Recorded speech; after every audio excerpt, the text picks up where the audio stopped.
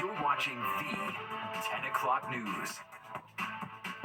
Well, we're just 2 nights away from the start of the World Series, one that many expect to be a classic with a renewed rivalry between the Yankees and the Dodgers. All right, but there's a bar in Brooklyn that has its own unique twist on the rivalry. Back in the 80s, the popular watering hole was called the Brooklyn Dodger. And the team in LA sued them over the name. Well, tonight, our Kendall Green takes us into the Fox 5 archives to show us how those Brooklyn bar owners stood their ground and scored a victory. The battle for this Brooklyn bar's old namesake made the 10 o'clock news more than 30 years ago in 1993. It was a victory in court over the team that broke millions of hearts. After what's now the Salty Dog in Bay Ridge held on to its name after a 4-year battle with the LA Dodgers, years after they moved to LA in 1958. It was a bar called the Brooklyn Dodger. Ann Gaffney, a part of the bar's new management team, has kept its sports culture intact. We're very entrenched in a neighborhood vibe, first responders especially. For the last 30 years, it's been the go-to place for customers like Ron to unwind, have a beer, and catch a baseball game. But he remembers when the bar was the Brooklyn Dodger. This fire truck wasn't here. It was another level with all tables, and you could watch the games from up there. It had $5 pitchers of beer and 25-cent wings every Monday night. The Dodgers tried to prevent this establishment from using the Brooklyn Dodger name.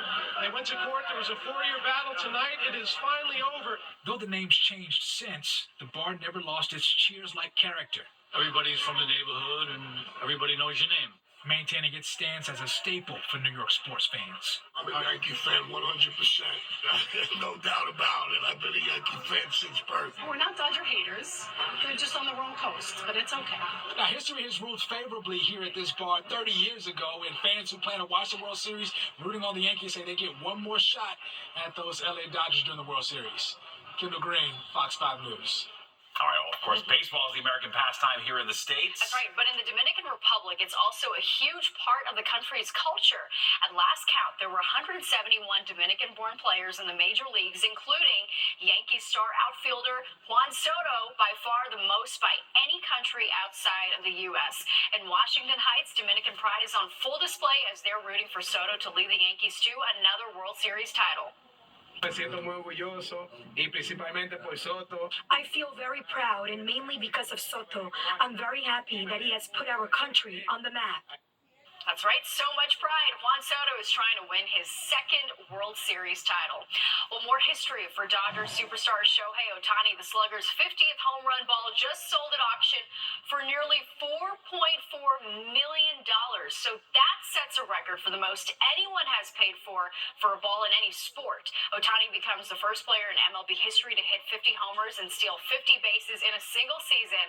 So now that the ball has sold, the legal drama is next. Who's going to get the money? That question is at the heart of a legal dispute. Yeah, they still don't know who's getting paid, except for Ken Golden, who sold the thing. All right, and remember, Fox 5, you're home for the World Series. It all starts with Game 1, Friday night. Well, the two men vying to represent parts of the Hudson Valley in Congress were on the debate stage tonight. All right, Republican Congressman Mike Lawler and his Democratic opponent Mondaire Jones are in a competitive race for New York's District 17. It includes Rockland and Putnam counties and portions of Westchester and Dutchess counties. Much of the debate focused on a second Trump presidency, congestion pricing, abortion rights, immigration, and defunding the police, which has also been the focus of many political ads. He falsely accuses me of wanting to defund the police, but when I was in Congress, I voted for record levels of police funding and never, not once, voted to reduce law enforcement funding. He still supports defunding the police. He still supports cashless bail. He called himself a socialist. That's not true. He voted to increase spending by $5 trillion. The battle to represent their district could play a big role in which party takes control of the House next year. The latest polls show the candidates neck and neck, with Lawler holding a slim lead. Well, it used to be that you'd show your support for a political candidate using a button or bumper sticker. Yeah, but now baseball caps have become a big way to show your party affiliation. Teresa Briello has more on how a New Jersey company is making big bucks by creating political lids. A lot of people have a lot of theories about who's going to win this year's presidential election. They say it's because of crowd sizes or early polling data. But maybe the real reading of the tea leaves isn't out on the campaign trail. It's in here at one of the last remaining American-made union-staffed manufacturing shops in Newark, New Jersey. Completely 100% made right here in Newark, New Jersey. Got it. Love that. That's Jersey pride. Yeah. Mitch Kahn is the owner of Union Wear. These days, he's working around the clock, churning out presidential campaign merch. Like this Harris Waltz camel hat, a product and a candidacy that took everybody by surprise. People just weren't buying the merchandise to the extent that we had already considered the campaign season done before Harris entered the race. That's really interesting. So by your metric, it was over. It was over. It was over, and then it was on. But I believe on the first day they raised $1 million just selling hats, and they've been keeping up with that volume. Union Wear is making thousands and thousands of camel hats a week. It's on par with what they did in 2016 when Trump wore this red Make America Great Again hat on stage. They did not even have a plan to sell it, and then when they went to sell it, they realized it needed to be made in America so it didn't conflict with what the candidate was talking about. Kahn says he's still getting Trump orders from time to time, but Trump's team sources their product all over the world. Union Wear still has boxes of Team Joe hats lying around, but at this point, they're a collector's item. It's a process they've been perfecting since Clinton's 1996 presidential campaign. Christian Cruz works the assembly line. Do you care which hat you make? Does it matter to you whether it's a Trump hat or a Harris hat? Nope. You don't care at all? Yes. It's our business. There's no way to know for sure if hat orders equals votes. But what it does do is equal big business for a Jersey company looking to stand out. In Newark, New Jersey, Teresa Priolo, Fox 5 News. All that merch. All right, well, imagine going to see a show and watching it in the language of your choosing. How an off-Broadway play is using AI technology to let audience members do just that. And the popular makeshift aquarium in Brooklyn is no more. Questions tonight as to why it had to be shut down, and we'll also get into the fate of those goldfish. Imagine going to see a show and being able to watch it in any language you choose. Well, an off-Broadway play is making that possible thanks to the help of AI. Fox 5's Stephanie Bertini got an up-close look at how it works. Mrs. Stewart? Mrs. Stewart? The guy hasn't shown up yet. Where is he? Hello? Hello? Perfect Crime, the play at the Theater Center, has been running for more than 3 decades. The lead, Catherine Russell, is also the general manager of the place. Over 37 years. And we're always looking for ways to reinvent ourselves to bring audiences in. And that they have just done in a very unique way. Now audiences can watch and listen to the play Perfect Crime live in over 60 languages. A lot of tourists come to see our show, but many of them don't speak English, but they want the experience of seeing a show. And it occurred to me that it might be great if they could hear the show in their own language. Russell says she learned AI technology could help with live translations. No one has done it for theater. And so, a few years back, she and her team set out to do it. For us, it was just making sure that we had the right technology that would work to make this work. Brent Michael Jones is the production stage manager and supervisor of the show. First, we started with different types of microphones, and it was all about figuring out what's the best way to make it work for the theater and easy for the audience to use. A partnership with Wordly, an AI-powered translation and captioning company, made it all possible. We found a really perfect partner in Wordly, and we started experimenting, and we've done it for a couple of years, and we're finally ready. Here at the theater, we got a demo, a little bit of the show on the stage, and the live translation process, which starts with whoever is in the audience scanning a QR code, clicking a link, and choosing a language. I speak a few, including Italian. Mrs. Stewart? The guy hasn't shown up yet. Where is he? Hello? Language, and we'll go to Italian.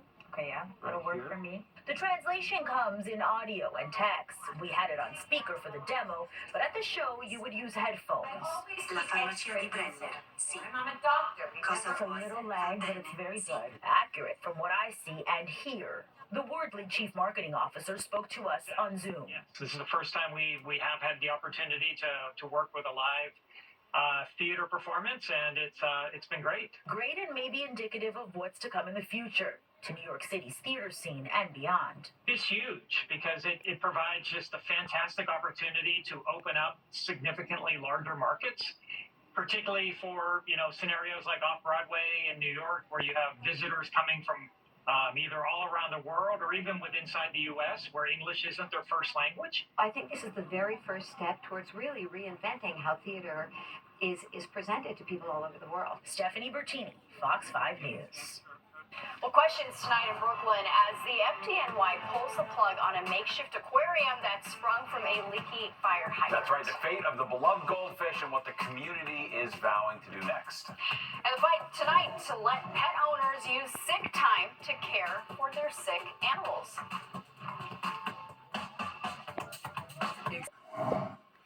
Well, questions tonight after the makeshift street-side aquarium, which captured the world's attention, is no more. I mean, who could forget this? Fox 8's Jessica Formoso has reaction from the Bed-Stuy community that cared for the beloved goldfish. The fire hydrant fish pond is no more. Not feeling good because we took care of it over 4 months. Every day I come out every morning and take care of the fish. The makeshift goldfish pond in Bed-Stuy became a social media sensation over the summer. Locals saw that the leaky fire hydrant created a puddle on the sidewalk, so they decided, why not add fish? There are people that have come from like as far away as Tokyo that have read things about this little pond and what it kind of means. And there are people here day and night. But the so-called Bed-Stuy aquarium has dried up. On Tuesday, firefighters came to do a routine inspection on the hydrant. The FDNY says they checked for any physical damage, water flow, and drainage. Once all 3 areas were cleared and found to be in working order, the threads were greased, the hydrant caps replaced, and the hydrant was turned off. All this, the FDNY says, needed to be done in case of an emergency. I'm not trying to bash the fire department or go through it with no fire department. They still got a job or however it went, and we still want to just make it better. That's it. But Haj Malik, one of the co-founders of the pond, says once the FDNY turned the hydrant on full blast, the dirt came up, the pressure of the water pushed some of the 100 goldfish out, and the water started to evaporate. He says it resulted in some fish dying. They could have been saved, they could have been taken out and put in a bucket, they could have run their test, and then they could have put the fish back in.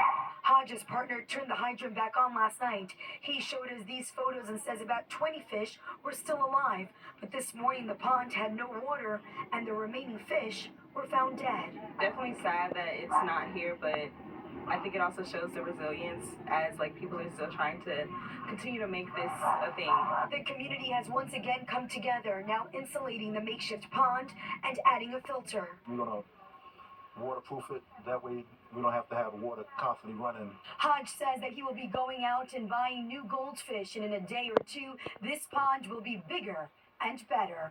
In Brooklyn, I'm Jessica Formoso, Fox 5 News. Please, no more aquarium, no more goldfish. Winter's coming, but Winter's coming. I love the idea of it in theory. I don't know. Leave the goldfish I don't know alone. the answers. Oh boy, let fire hydrants be fire hydrants. Okay, anyways, if you live in New York City, you might soon be able to use paid sick leave to take care of your pets. That's right. A council member wants to change sick time laws to allow New Yorkers to use sick days to take pets and service animals to their vet and other appointments as well. Abreu introduced his bill today saying that keeping our pets healthy keeps us healthy. Opponents say they're concerned about the cost to employers if paid sick leave is expanded this way. I mean, we've got 3 dogs between Yumi and Yeah. Nick, so it's a lot of sick time. When they need to get to the vet, they need to get to the vet. We do know that for That's sure. right. Well, they'll have to expand that law to all of New York State, right? So that would be kind of nice. But yeah, got to take care of your pets, right? For sure. They're part of the family. Well, our weather has been, of course, on this great streak of nice weather, long streak of dry weather, and that continues with a clear sky overhead now, and probably not much going to happen tonight as a little weak cool front comes overhead. 75, 59 today, though, so not as warm as yesterday, but still you see above average. Record high 85 and record low 32. Neither of those are coming anytime soon. Sunrise 7:17. You should get a good look at it. It'll be around all day again tomorrow. Now the set time pretty early at 6:03. Clear. 67 wind out of the south. Still humidity's up a little bit. Pressure has been falling slowly. It's now 29.91. So we're still in the top 5 here of rain-free streaks. Notice at 24. And we're going to keep going because it's not really going to rain at all in the forecast for the next 7 days. So we're going to be moving up the ladder there. Notice the record placeholder was exactly 100 years ago. So there you go. All right, let's go and take a look at our forecast as far as what we have now. Temperatures in the 50s, Sussex to Poughkeepsie, 60s, right at 60 really. White Plains to the east end. High 60s in town, low 60s to Belmar, and moving back to eastern Pennsylvania. So kind of a split decision here. Some areas a little cooler than last night, and some areas a little warmer than last night. But the wind is mostly south to southwesterly. It is going to be switching to the northwest. Got a little cool front come by. You'll see it here on the cloud pattern in just a minute. And again, it might just kick off a sprinkle. But that's really about it if we continue our drought situation. And we do have that red flag warning. That's for tomorrow across central and southern New Jersey. Highs today, again, mostly in the 70s. Again, 80 at Poughkeepsie, 82 at Newark. Lower 70s along the coast, and 70s really taking us all through the Northeast. Concord there 79, Rochester State College to Cleveland, mid-70s, high 70s, Washington, D.C. Notice, though, we get back towards Chicago, they were only in the 60s today, so a sign of where our temperatures are going to be headed here over the next couple of days. All right, there's that line of clouds. Yeah, there are a couple of showers there. Let's see what happens. I don't think it's really going to amount to all that much, as that areas of showers are probably going to just dry out. And then behind that, it's clear once again, so that dry weather going all the way back into the middle part of the country, and that's what we're going to be reflecting in our futurecast overnight. Again, you see the showers up there to the northwest, but watch, we put it into motion. Poof, they disappear. Maybe just a sprinkle. Low 50s north and west, about 60 out the door in the city in the morning. Tomorrow, again, another cooler day. We'll stop in the middle 60s in a lot of spots, the low 60s north and west, mid 60s heading out to the east end. Gets a little chilly tomorrow night. Go down to the 40s in town, 30s to the north and west. And again, remember, tomorrow, pretty gusty wind. And plan accordingly if you're going to the New York Liberty Parade for tomorrow. You're going to be in the low 60s during the parade time.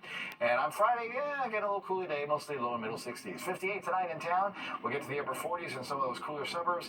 Then for tomorrow, again, the sunshine is back with a gusty wind 67, 64 Friday. Clouds and sun Saturday 67. The coolest days Sunday and Monday, upper 50s, a gusty wind on Sunday. But notice we bounce right back to 60s Tuesday and low 70s Wednesday. Natasha and Steve. That's Halloween, I think, by then, too. Wow, pretty wild. Thanks, Nick. All right, tough times for a couple of takeout giants. The latest on how McDonald's is dealing with a deadly E. coli outbreak and what Starbucks may try to boost falling sales and win back customers.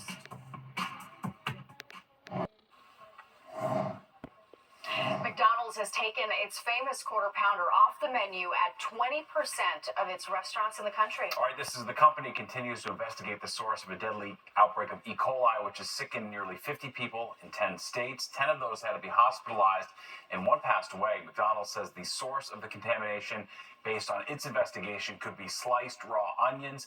The company says it's searching for a new regional supplier for fresh onions. And the new boss of Starbucks believes less is more when it comes to winning back customers. He promised to simplify their menus, review their pricing. Now, this comes as global sales fell 7% between July and September, the most drastic downturn happening in China. Many blame customers cutting back because of the rising cost of living, while others say issues at stores are also a problem. And there's more of the 10 o'clock news straight ahead. All right, first, though, here's a look at what we can expect tomorrow on the roads and rails.